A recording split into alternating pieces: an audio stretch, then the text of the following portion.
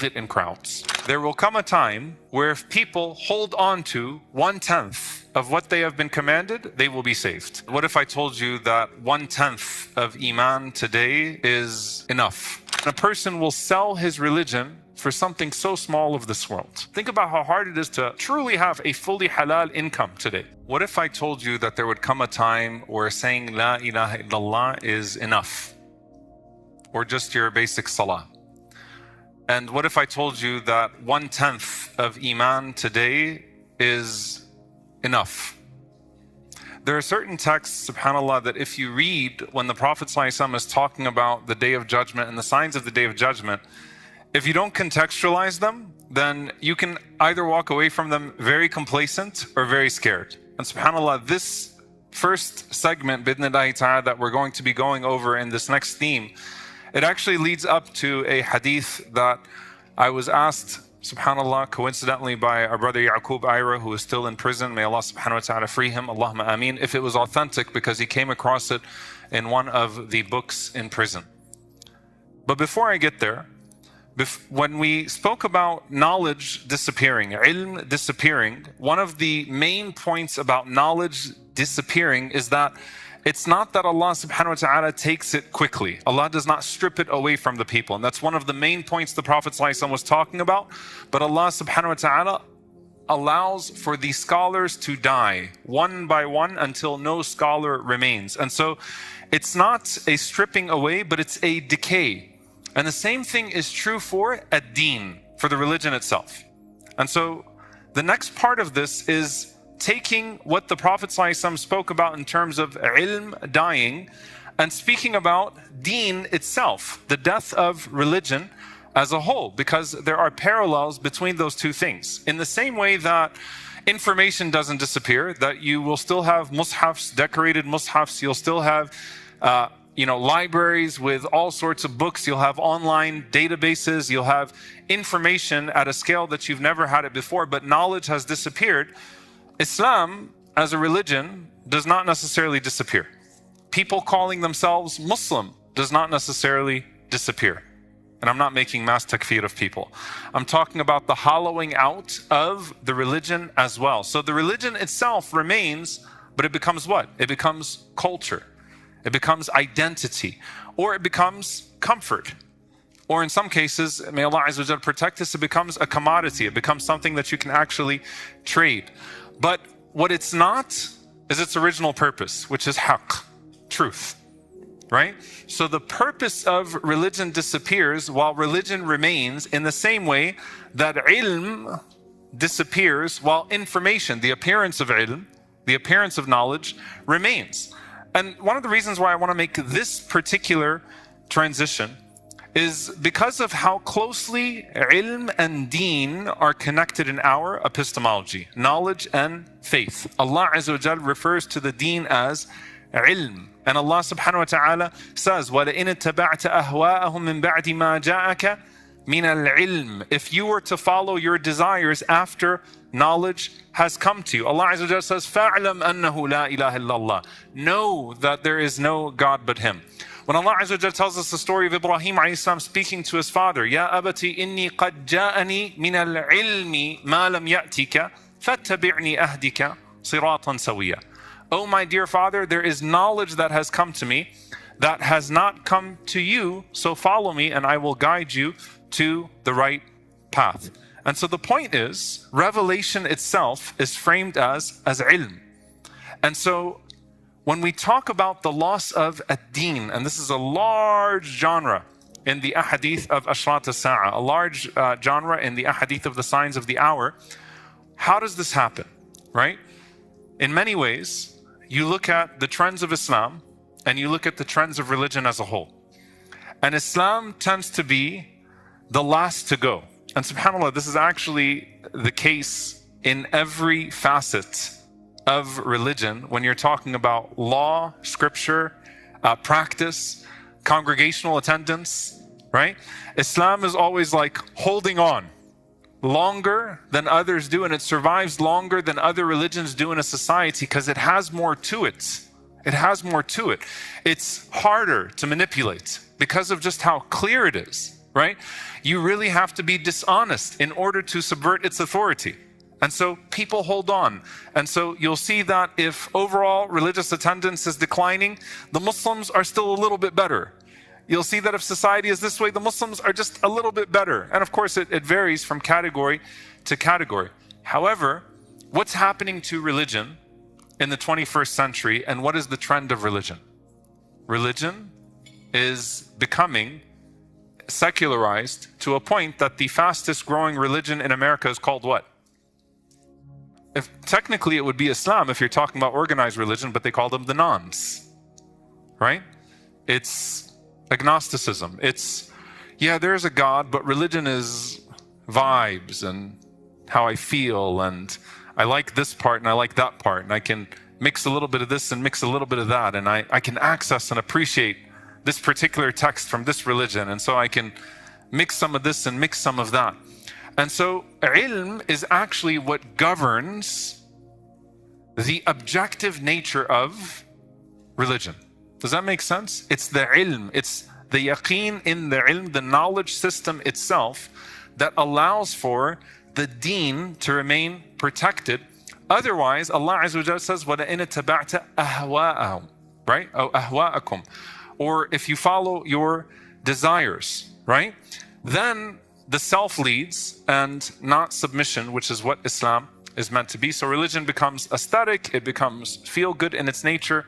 And at the end of the day, the problem is no longer with what's being delivered, the problem is actually with the receiver. And so as we go through the series, we're going to go between what's being given and what's being received, because there is a correlation between the two things. When people don't care to know the truth anymore, then truth is no longer the ultimate guide in how they approach religion. And so I'm going to go through some of the ahadith bi'idhnillahi ta'ala of how the Prophet ﷺ spoke about how religion is approached as time goes on.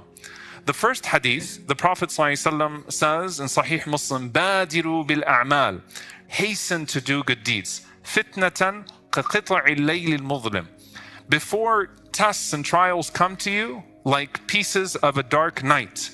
يُصْبِحُ الرَّجُلُ مُؤْمِنًا وَيُمْسِي كَافِرًا أو يمسي مؤمنا ويصبح كافرا يبيع دينه بعرض من الدنيا. The Prophet ﷺ said that there will come a time that a person wakes up and is a believer, is a mu'min, and then they go to sleep a disbeliever.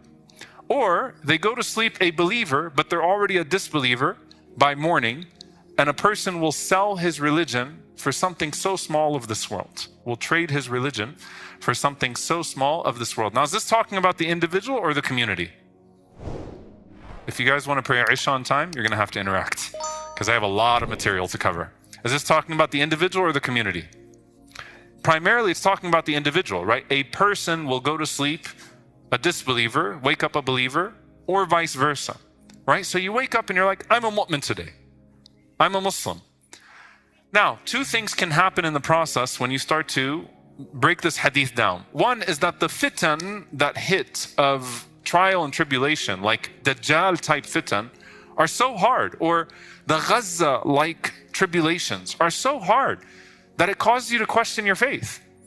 And because you're anchoring your faith in that your faith is supposed to give you, before all else, worldly promise. Deen is supposed to make me feel good. My du'as are supposed to be answered in this dunya. Deen is supposed to mean that I feel great. Deen is supposed to mean that I get the world. Because that becomes your primary goal when approaching religion, the moment that that becomes flimsy, you know what, forget this deen. And the Prophet ﷺ is saying that the scary thing is it can happen within a day. So it's either that something hard hits, or that you're pursuing your desires. And so I'm feeling Muslim today, and then by the evening, you know what, I came across something on Instagram, I came across something on ChatGPT, I was watching something, a show, and this host said this, and then I'm starting to feel this way, right? And a person's deen becomes that volatile that it switches in a day entirely. So that's the individual. In another narration from Jabir radiallahu ta'ala anhu, this one actually, subhanAllah, makes my heart shake. It's in Muslim Imam Ahmad. It's a lesser known narration that the Prophet ﷺ said, إِنَّ النَّاسَ دَخَلُوا فِي دِينِ اللَّهِ أَفْوَاجًا وَسَيَخْرُجُونَ مِنْهُ أَفْوَاجًا. That people entered into the religion in crowds, and they will leave it in crowds.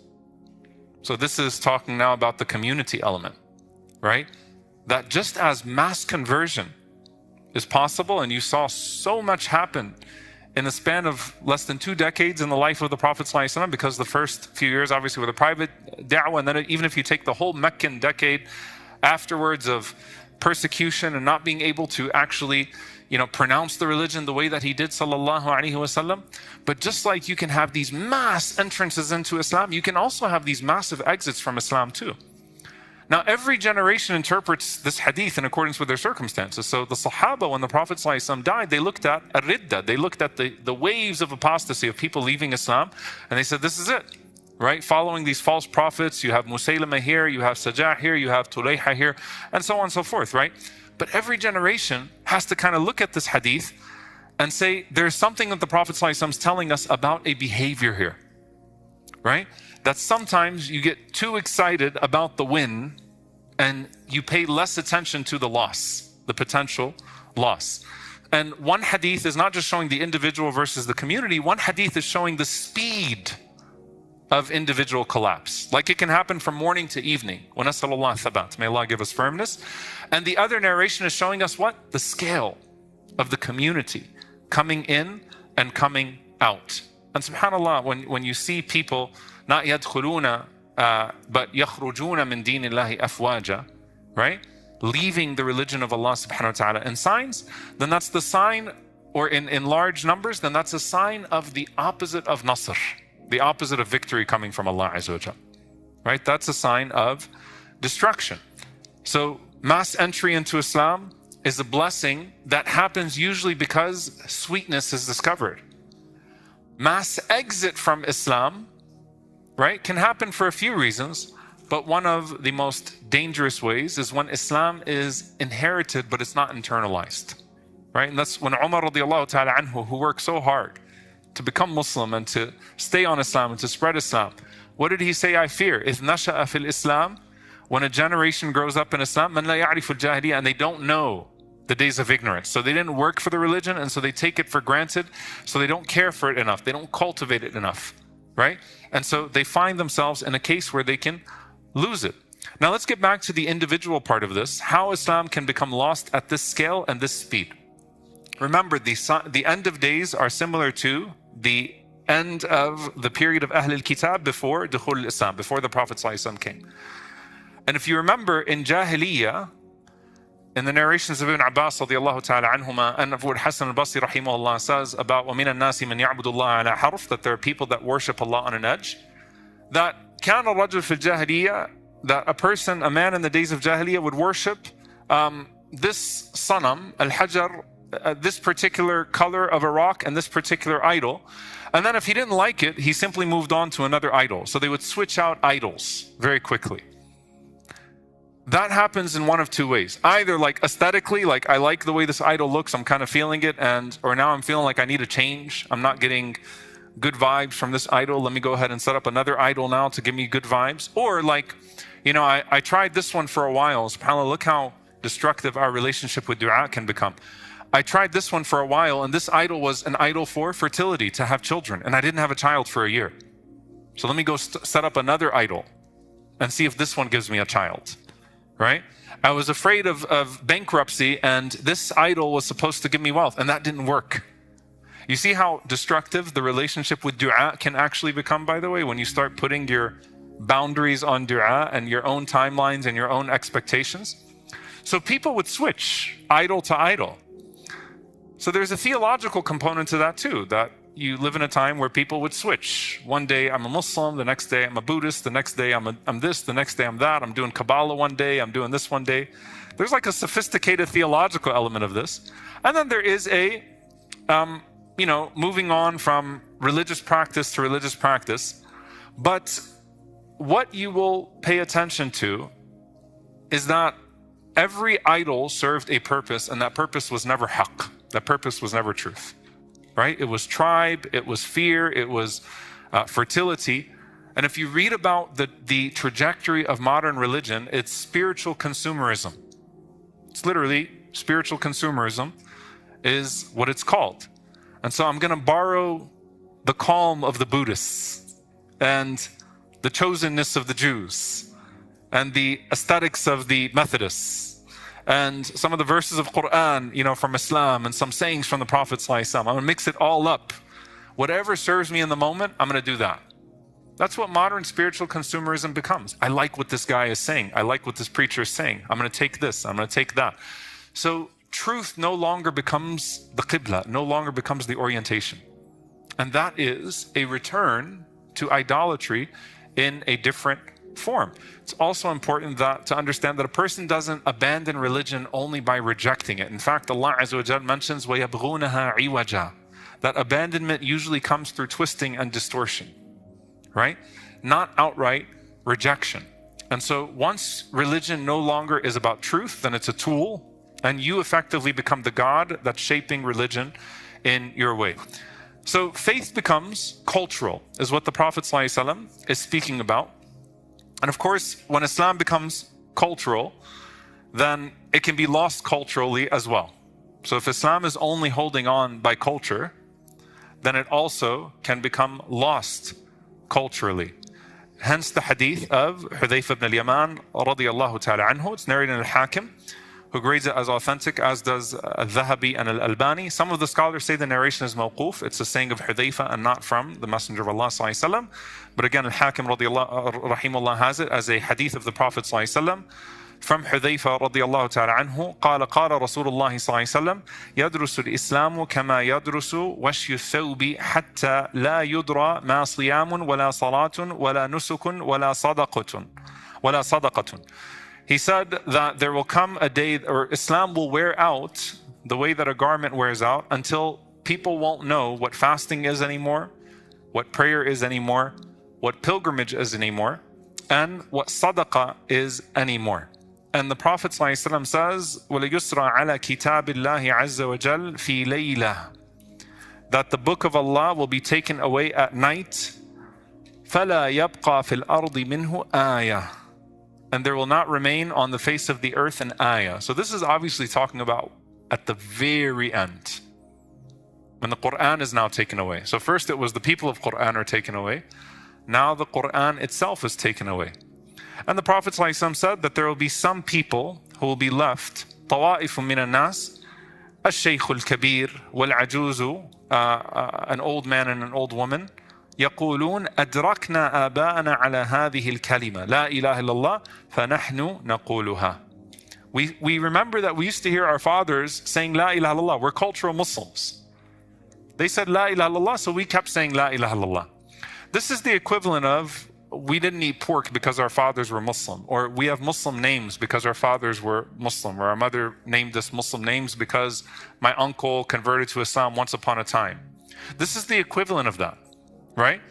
So there's some cultural element, and La ilaha illallah, which is the core of this religion, they're saying it. Imagine a people saying La ilaha illallah and saying that, we used to hear our parents saying this. So Silla, who is the narrator from Hudayfa, Silla said to Hudayfa, what good is it going to do for them at that point?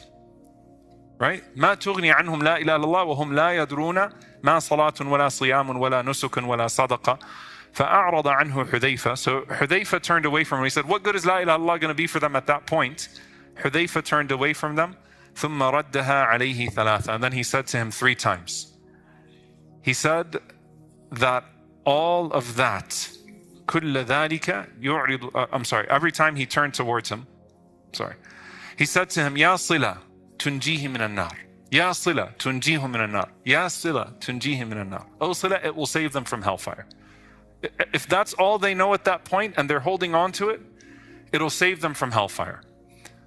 Which brings us to a very interesting couple of ahadith. Right? So at the beginning, Islam was revelation. At the end, Islam becomes a sentence that grandma used to say. Right? So it's basically you've assimilated to a point that you're holding on to some culture of Islam. 2 hadiths, one of them that you have heard many times, and then a second hadith that is the most uncommon that I said, Yaqub asked me if it was authentic. Hadith from Abu Tha'laba, very famous hadith. فَإِنَّ مِنْ وَرَائِكُمْ أَيَّامًا الصبر فيهن مثل القبض على الجمر. That the Prophet ﷺ said that ahead of you are days, this is the second part of the hadith, in which patience is like holding on to a hot coal, a burning hot coal. And he said, لِلْعَامِلِ فِيهِنَّ مِثْلُ أَجْرِ 50 رَجُلًا يَعْمَلُونَ مِثْلَ عَمَلِكُمْ. For someone to act in those days is the reward of 50 times of the deeds that you do. And so the question then comes, قِيلَ يَا رَسُولَ اللَّهِ أَجْرُ 50 رَجُلًا مِنَّا أَوْ مِنْهُمْ. 50 of them or 50 of us? Like doing a good deed at those times is like 50 of them or 50 of us? قَالَ بَلْ أَجْرُ 50 مِنْكُمْ. Rather, the reward of 50 of you. Now, what's being spoken about here? Okay? Do we ever become 50 times better than the Sahaba? No, we don't become anywhere near the companions of the Prophet ﷺ. But there are particular elements of the deen that holding on to, like for you to do them these days, is multiplied by 50 at the time of the Prophet ﷺ. Because of how hard the fitna has become when it comes to holding on to the religion. And so the harder it becomes to hold on to the religion, the greater the reward becomes to carry it, right? Now here's the hadith that is truly ajib, like it is a stunning hadith, and it's the one that I'll transition from bi'idhnillahi ta'ala. It's an authentic hadith in Sunnah Tirmidhi, where Abu Hurairah radiallahu ta'ala anhu said that the Prophet ﷺ said, إِنَّكُمْ فِي زَمَانٍ مَنْ تَرَكَ مِنْكُمْ عُشْرَ مَا أُمِرَ بِهِ هَلَكَ ثُمَّ يَأْتِي زَمَانٌ مَنْ عَمِلَ مِنْهُمْ بِعُشْرِ مَا أُمِرَ بِهِ نَجَى. It's an authentic hadith.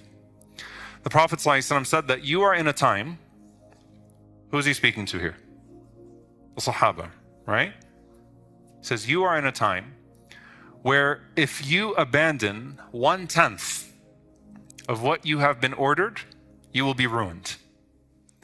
There will come a time where if people hold on to 1/10 of what they have been commanded, they will be saved. I'm going to repeat the narration. You are in a time where if you leave off 10% of what you've been commanded from the religion, you're ruined. There will come a time where if people only hold on to 10% of what they were commanded, they will be saved. Any of you heard that narration before? Maybe a handful of you. What do you make of that narration? You could take that narration and you could go, oh, we're good then. Why are we making this so hard on ourselves? I'll do everything 10% halal. Right? And I'll be good. Right? I'll pray 10% of my salawat. I don't know what that looks like. I'll eat 10% halal. My wealth will be 10% halal. I'll fast 10% of Ramadan. What does this actually mean? Now, the first thing I want to say, by the way, to people who are in the field of da'wah, there is a reason why we should never, if you take like the narration of La ilaha illallah will save them from the fire, we should not belittle the value of giving people La ilaha illallah. I don't give up hope. When I'm speaking to someone who has just a terrible record, and I know that they're likely going to continue their terrible record, but they'll say La ilaha illallah, they'll die saying La ilaha illallah, I have hope in that person. That perhaps Allah Azza wa Jall's mercy will overcome. And so I don't sit there and judge, if I'm doing da'wah, I think this guy's still going to drink alcohol. I don't think this person's realistically going to start praying 5 times a day. I think this person's going to culturally be completely lost, but they'll say La ilaha illallah. You know what? It's better they die with La ilaha illallah and all of that than not die with La ilaha illallah. And that hadith, by the way, that narration of Hudayfa has been used extensively in fiqh discussions over, tariq as-salah, the one who leaves salah intentionally or out of laziness or out of intention. Obviously, it's a famous dispute between the Hanbalis and the Shafi'is, right? But the point is that Islam is beautiful. We're holding on to whatever it is that can save us. And Allah Azza wa Jal is indeed so merciful, because Allah Azza wa Jal does look at our circumstances. Allah Azza wa Jal knows the struggles that you have to hold on to your deen, in times and places that it's not favorable to do so. And Allah Azza wa Jal takes that all into accordance in His mercy when He rewards.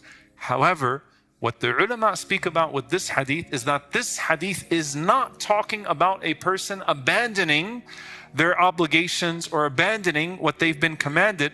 It's saying one of two things. Either a person lives in a circumstance in which haram has tainted so much, and a lot of the narrations talk about that. Think about how much zina, adultery and fornication, the eyes, the ears, the tongue commit at the bare minimum in this time.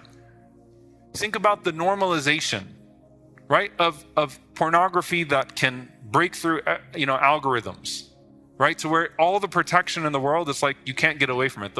Think about riba, the dust of riba, usury, a major sin, and how it penetrates all of our financial transactions. Think about how hard it is to work to truly have a fully halal income today.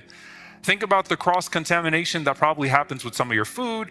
Think about all of these things, right? So just the bare circumstances that we live in terms of the overcoming of our situation.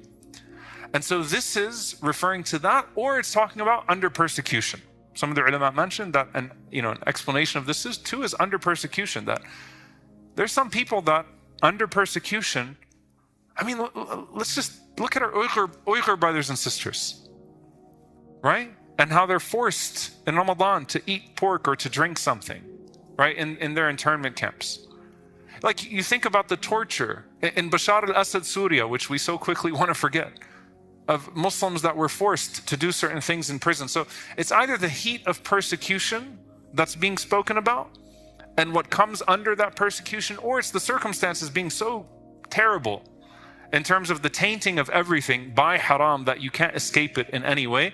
But it does not come out of careless neglect. It comes from ajz, from inability. وَنَعُوذُ بِاللَّهِ مِنَ الْعَجْزِ وَالْكَسَلِ. We seek refuge in Allah from being unable to do something or being unwilling to do something out of laziness. So this is what's being spoken about here, right? But there's so much rahmah in that hadith, that there would come a time that your 10% is equal to their 90%. In fact, even more.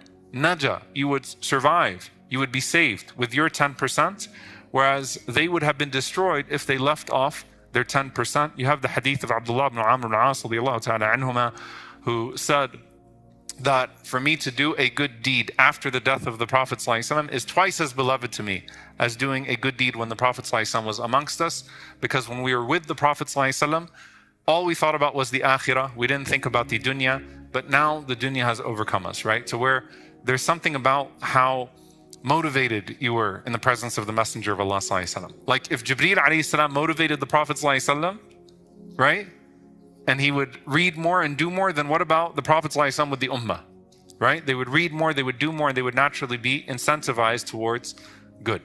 And so this is one element of this, which is the decline of religion and the decline of knowledge parallel one another.